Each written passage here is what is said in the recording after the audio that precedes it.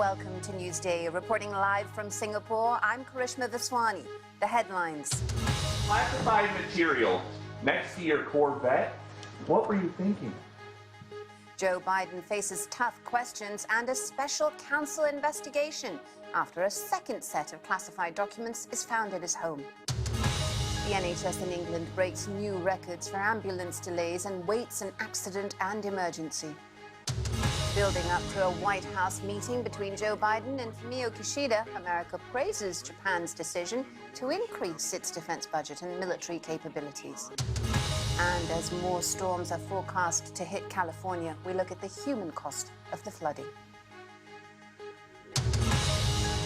Live from our studio in Singapore.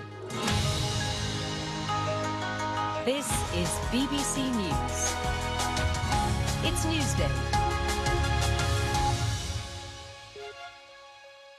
Welcome to BBC News, broadcasting to viewers in the UK and around the world. We begin in America, where there are now two special counsels investigating whether two US presidents broke the law in their handling of classified records. After a second set of classified documents were found at Joe Biden's home, the US Attorney General has appointed Robert Hur to investigate whether any crimes have been committed. Former President Donald Trump is also facing a criminal investigation for taking classified papers to his Mar-a-Lago estate. Here's our North America editor, Sarah Smith. After admitting he was keeping classified documents at his Delaware home, stored in the garage alongside his vintage sports car, President Biden has a lot of explaining to do. Classified material next to your Corvette? What were you thinking? Hey, my Corvette's in a locked garage. Okay, so it's not like you're sitting out in the street. People know I take classified documents and classified material seriously. I also said we're cooperating fully and completely with the Justice Department's review. Earlier this week, we learned that classified documents had been found in a Washington office Mr. Biden used after leaving the vice presidency in 2017. That prompted his lawyers to search his residence in Wilmington, where a small number of documents were found and immediately turned over to the Justice Department. Wholly different, says the White House, to the hundreds of classified documents uncovered when the FBI raided former President Trump's Florida home last year.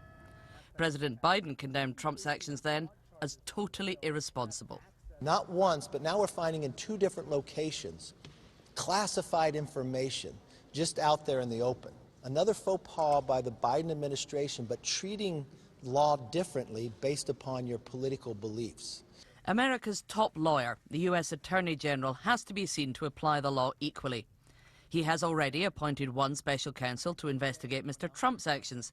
Today, he appointed another to look at Mr. Biden's retention of documents. The extraordinary circumstances here require the appointment of a special counsel for this matter.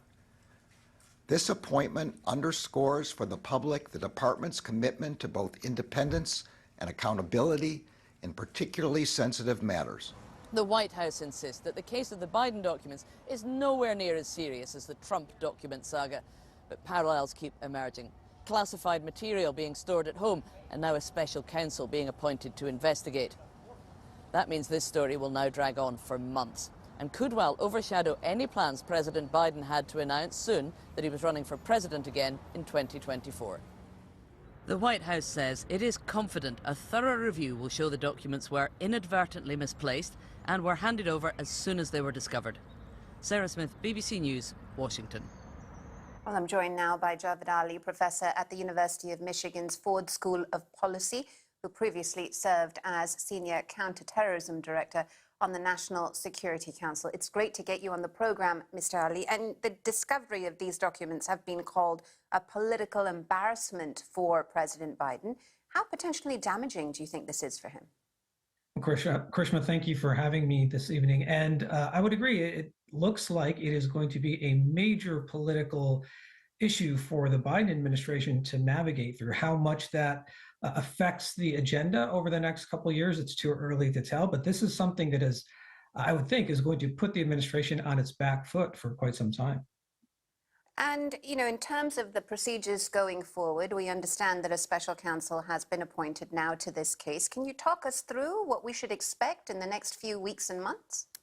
Well, just like the appointment of the special counsel and the mishandling of classified documents for former President Trump, the Justice Department had no other recourse but to basically apply the same process for this unfolding development with current President Biden. So hopefully the special counsel will try to conduct a fair and impartial investigation that's insulated from any political influence from the White House and even from within the Department of Justice to a degree. And this is all about getting the facts straight in this particular matter. How did these documents wind up in these two different locations for President Biden? Who had access to them when they were in these two different locations?